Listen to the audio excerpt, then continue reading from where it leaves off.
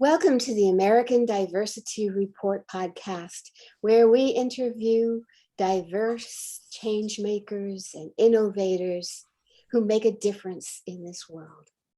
I'm Deborah Levine, editor of the American Diversity Report and your host. And with me today is Carmelo Piazza. He is called the Science Fellow, and he's the founder of the Brooklyn Preschool of Science. He's a Brooklyn-born educator who taught for the Department of Education for 17 years, is now the owner of 3 independent science-based preschools. Welcome. Hi, Deborah, and thank you everybody for listening to this podcast. I'm so excited to be here today. Wonderful. So tell us a little bit about yourself, how you got here, how you got involved in education. Sure. Education. No, definitely. So getting into education was just something that I was always very passionate in. I realized I just had this amazing connection to children and teaching them. So my undergrad was in elementary education. But the irony is I wind up becoming Carmelo the Science Fellow, and all of that sort of happened accidentally, I guess. And I love accidental discoveries and inventions. So I went on an interview at PS 261, which I taught at for 17 years, to be the 4th grade teacher. And I was 21, 22, and they said, "Oh, I'm sorry, no experience. I just don't think that we can move forward with giving you this position." And it broke my heart. I went home, I cried. I just felt defeated. But the irony of that story is the science teacher at the time wound up becoming the 4th grade teacher. They then called me back and said, "Carmelo, how about you become the science teacher?" And I said, "Well, I've never taught science either." And which kind of just showed that science was one of those subject matters like, yeah, it's not that important. And I took the position.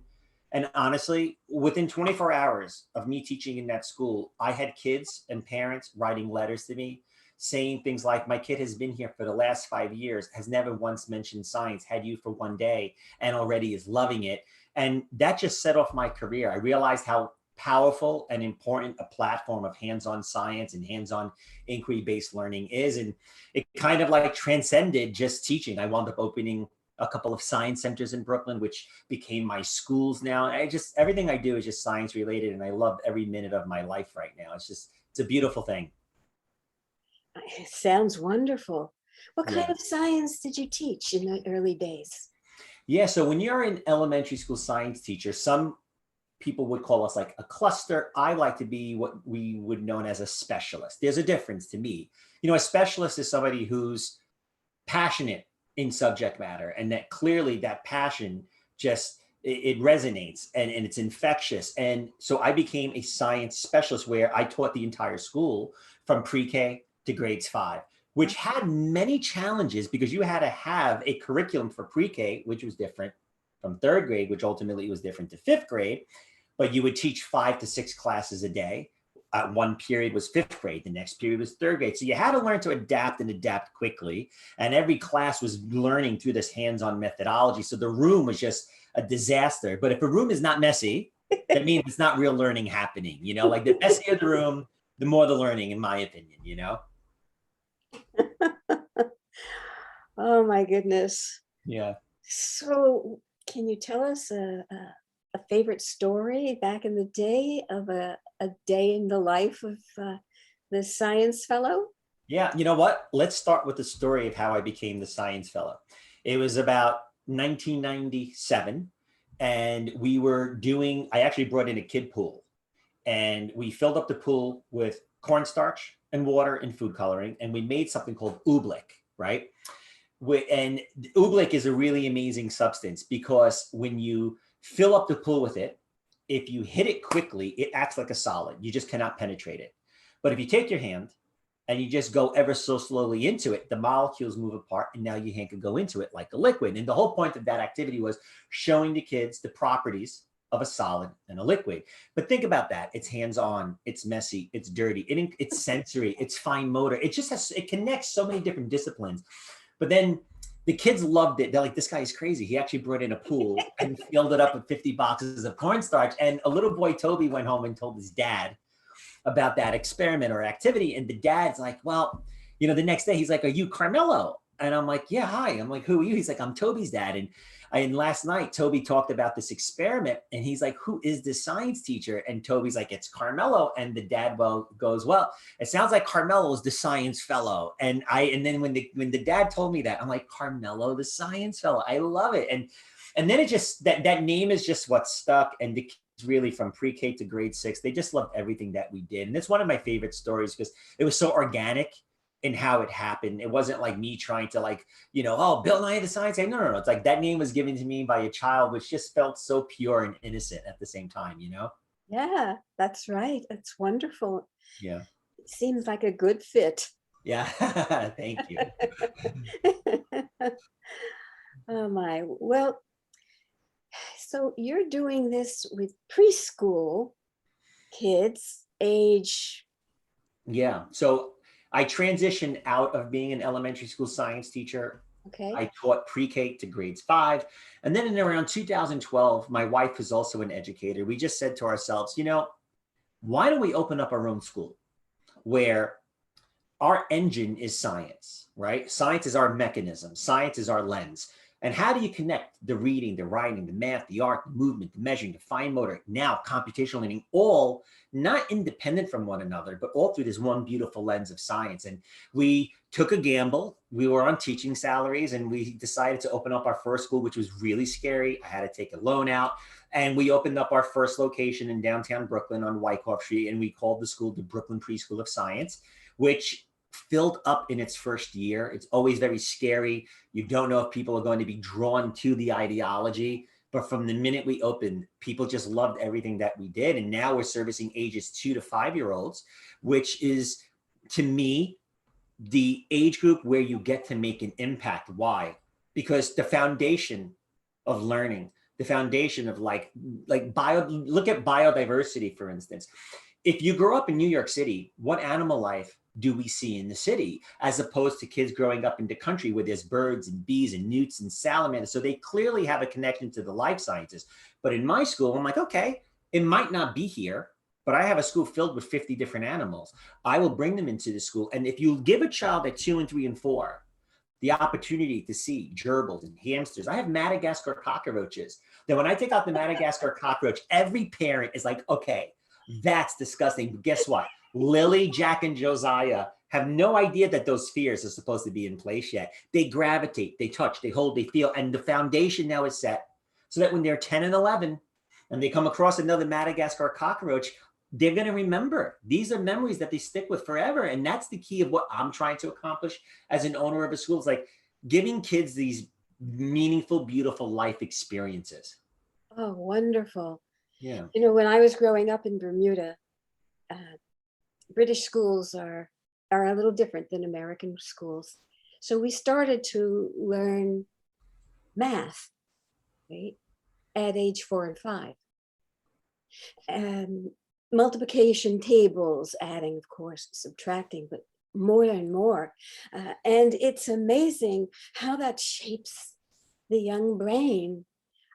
And I started studying advanced math when we came to America in 4th grade. Wow. And being able to do so and continuing on, it's really wonderful what you're doing for these young people. Have you followed them along in their careers to see how they develop? That is an actual great question. And a lot of my students, when I taught for the Department of Ed, especially, they would leave me in the 5th grade. And some of my teachers who I taught when they were 5 are now teaching my current 5-year-olds. And do you know, I have a woman named Miss Hayat who is teaching a group of 3-year-olds who I taught when she was 5 years old. She just received her master's, got her New York State certification. And she still says to me, and it only proves about early life experiences. I could take out best bug beetles, mealworms, redworms. And Hayat says, Carmelo, I remember when we did that activity in the 4th grade, and she gravitates towards it as a now 25-year-old educator. Whereas my wife, who I love to death, is one of my force teachers, never had those early life experiences. I can't get my wife to hold the gerbil still, and it's really beautiful to see. So A lot of them did become educators. Some of them, and many of my former students did pursue careers in science, whether it be engineering, bioengineering, technology. Many of these people work for Google today and computational learning. So it's really remarkable. I wish I could speak to them all to see where they wound up and what paths they chose. One of my favorite stories is I was teaching a French family. The dad's name was Charles, and he moved, so he went to a different school. And one day I'm walking on Court Street in Brooklyn, and I see him, and he goes, "Carmelo, do you remember me?" I said, "Charles, of course I remember you. How's your daughter doing?" He goes, "You would be very proud, my friend." And I'm like, "Why?" He goes, my daughter is currently a senior in high school, and she is part of the National Science Fair contest, and she made the top 10 out of a national contest. He goes, "But that's not what you should be proud of." I'm like, "Well, what do you mean?" He goes, "Do you remember her best friend?" I'm like, "Of course, Charlotte." And he goes, "She also made the top 10," which to me, to break that barrier, there's this, science is not a gender, specific career. And the fact that my two girls that I taught when they were kids made it into the high school science fair national contest was like, wow. So it does come back when they reach out to you and thank you, Carmelo. You motivated me, and it's just so beautiful. It makes you emotional almost. You realize that it's all worth something bigger than just a paycheck. Absolutely. Nothing goes to waste. It's in your brain. It can be used in so many different ways. Back in the day, my grandmother taught me how to play poker, right? Love cards, poker chips, lovely. Okay. Recently, I saw an article about how playing poker can create in your brain all the things you need for leadership. Are you kidding me? Oh, wow. I should be playing poker with my kids right now. There you go. I played poker with my daughter, and she did a science fair project in grade 2, right?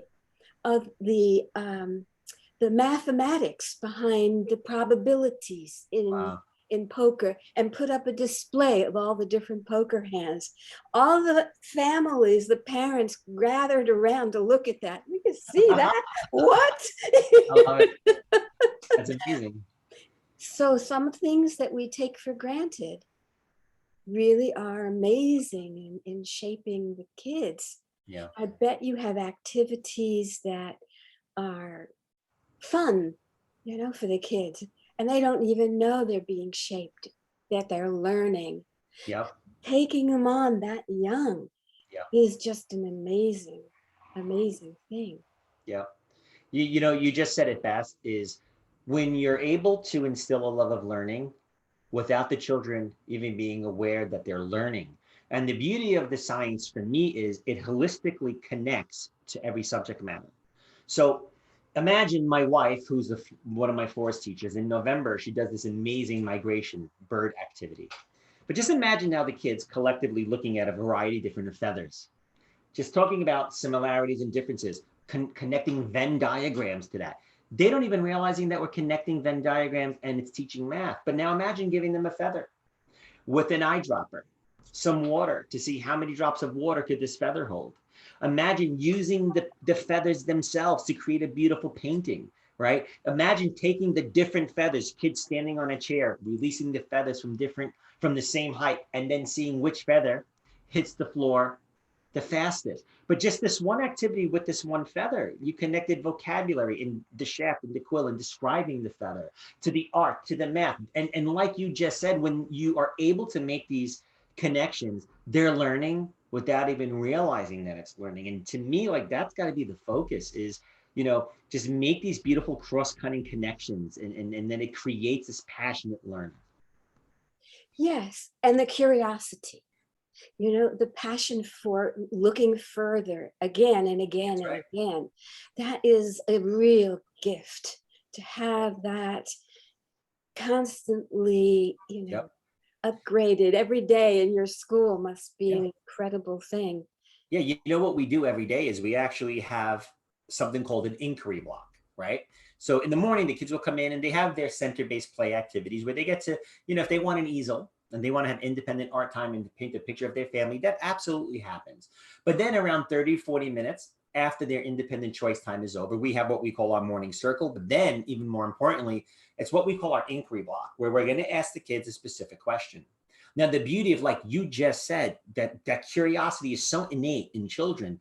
Now, when you ask them a question, like everybody, we have 6 different feathers here. I'm like, what do you think is going to happen if we drop the feathers all from the same height? Do you think any of these feathers are all going to hit the floor at the same time at different? You know what kids do when you ask them questions? It encourages the act of doing. They now want to investigate. They now want to problem solve, and they can't wait to now get on the chair to drop the feathers. So, and if you're able to like connect to that curiosity, and the beauty of the inquiry is you're just asking questions that they don't have answers to, and they're going to want to now get those answers. And then we've created a curriculum that really kind of like touches into that child's like innate scientist, Yes, innate scientist. I love that. Yeah. Great. My husband is a first generation American born immigrants. His family did not have a great deal of education, but they had the curiosity. That's right. Okay. And he was funny when he said to me, there wasn't a young boy in his school that hadn't gone down into their basement and blown something up. Yeah, I'm afraid I'm guilty of doing that too. I love it. Of course you are. I knew it was coming. My father, like your husband, I'm a first generation American. My dad and my mom are from Sicily, and my dad, before he passed away, would tear up saying, I never had a chance to go to school. And he was forced to work at 6 years old in the mountains of Sicily, 12, 14, 16 hours a day, Monday through Friday. And his dream was to give his kids an education, to give us the opportunity to have an opportunity. And when he came to America in 1968, and we were all born here, I have 3 siblings, his dream was just, you have to go to school, you have to learn. I don't care what it is that you want to learn, but I wasn't given these opportunities and you need to have them. And it's just beautiful. These are great stories that we hear, They are. And we add so much passionately and carefully to bring others along in the journey that we've been able to do ourselves. Yeah. It's no small matter that you have been able to do everything like this, and I suspect that your future plans are amazing. Yes. Yes, I am definitely overly ambitious, though. I'm like, I do have 3 schools, and I've been very lucky in my life. And I really wish I could have my schools universal. I really believe in the ideology. I really believe in everything that we're doing can really encompass all children. And the fact too is, like, education should be innovative. Complacency is not a good thing. So like this year, I brought in 3D printing into my school. Last year, we brought in Kiba robotics. So like I just told you about the bird activity, we actually were able to teach my 4-year-olds to code their robots to move in a V formation. So now just imagine I was able to connect computational learning in this most amazing way so that they're leaving my force program with an understanding of how fun and amazing computational learning is, because you don't want to start to teach this in middle and high school. It needs to happen now, so it's like, and that's what we do really well as a school, is like, I'm always like looking to bring in more and new, and let's just keep adapting and evolving. And it just, because I'm almost 50, I'm 47 years old, and who I am today as a teacher is not who I was 2 years ago. I'm consistently changing myself and my curriculum because it's fun and it's innovative and it's exciting, Well, not only are you giving your kids all these new experiences, but you're giving them the ability to adjust to change. Yes. As you do. Okay? You're a model for it, and they're going to have to do it. I mean, this world that they're entering into is going to be a fast-paced, changing, almost unbelievable kind of situation, and they will be prepared for it, not just by knowing things, but by having the process. That's right. going through it. Oh, I love it. And and it's scary for me as well. Like when you think about technology, I mean, this is not what I learned. And I have to break my habits to become comfortable. I break it down. And so like my son and I have three daughters and my son Ryan, who's my youngest, who's 7. I opened up my 3D printer and him and I just sat there having so much fun, just being so innovative. I'm like, Ryan, I'm like, we learned about machines in April. I'm like, what do you think we could try to print so that we could teach the 3-year-old? And my son came up with this idea of creating a robot with a spring, right? That when we pull down the arms, the spring would compress, the robot would shoot up, and it causes motion because what is a force? Force is something that pulls it. But and actually, I have it here, and we were able to print 3D print a printer with the 3D printer. It has the little spring action in the back. But to me, I was like so scared playing with this 3D printer. But 2 hours later, I couldn't wait to print the next thing. So this is something that I want to instill to educators, future educators. Embrace change. Don't use the same lesson plans that you've had from 10 years ago still today. I know it's easy and it's hard to recreate, but it's important to recreate, you know? Wonderful. Wonderful. Yes, it is. Yeah. Especially these days. Right? Once upon a time, maybe you could do that, but no more. Right. Exactly right. It's like you said, it's so fast paced and technology is the future. And how do you embrace that now and instill that love of embracing that technology at such a young age? Well, those young people are going to be the leaders of the future, I have no doubt. Yes, I agree. The leaders, the inventors, not just, and the teachers too, but also, I see them going to NASA, right? And sending, sending I know something. you are going to say that.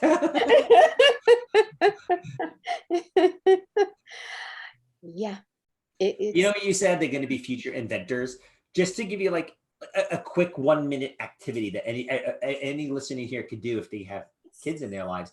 You give a child a water balloon, and then the challenge is with a variety of like household materials. You say to the kids, "Can you guys create a skull around that balloon out of anything that you can find in the house?" And then the key is you're going to take that balloon with the skull that you invented, and we're going to throw it up against the wall outside or throw it against the ground. And if that balloon pops, that means you weren't able to create or invent something that was able to protect that brain balloon. But the minute you ask the kids to create something like that, they will work for hours. And there's this beautiful design engineering process. And if they fail, that's a beautiful thing if they fail, because you have to teach kids to embrace being wrong. Let's go back, cause and effect, because one thing about education is it's right or you're wrong. It shouldn't be that way. It's if you are wrong, learn from why you were wrong. And the beauty is let's fix those steps. And that one activity, I love that brain balloon activity, because you'll see a group of 4-year-olds sitting there for an hour designing with bubble wrap. Why throw bubble wrap out in the garbage when you get something delivered to the house? You could just it becomes, to me, like garbage is not garbage. It's just like it's just amazing I love supplies, Yeah. it. Oh my goodness. I am envious of all the young people that you're teaching. What a wonderful experience that is for them and for their parents, for all of you, the educators, for the community to have this going on. Just wonderful. Um, and tell me again how many students you have? So we have 3 schools. They're all in downtown Brooklyn and pretty much 5 to 6 blocks away from one another. And we have this year roughly about 250 ages 2 to 5-year-olds in our schools. But to all 3 schools total, maybe about 20 different classrooms. And what are the kids like? Are they all from Brooklyn? Do they come from other places? Yeah, we have such a beautiful group of diverse kids from diverse backgrounds. It's amazing when I do tours. I have parents touring from India, touring from Singapore, touring from England. Brooklyn is a hub. and it's a place that people want to be in, and there's so many jobs in the city, and people Yeah. decided, you know what, like Manhattan isn't for me. We want to be more of a Brooklyn person. So the schools have become diverse in so many different ways. And it's really beautiful from from a teaching perspective. It couldn't be any more diverse. It's just because Brooklyn is such a multicultural pot, and it's just amazing to see the schools embrace what is here, and then your schools just become part of this culture. It's wonderful. Oh, absolutely. What a joy Yeah. for you and for the kids to have that exposure at that age to different cultures.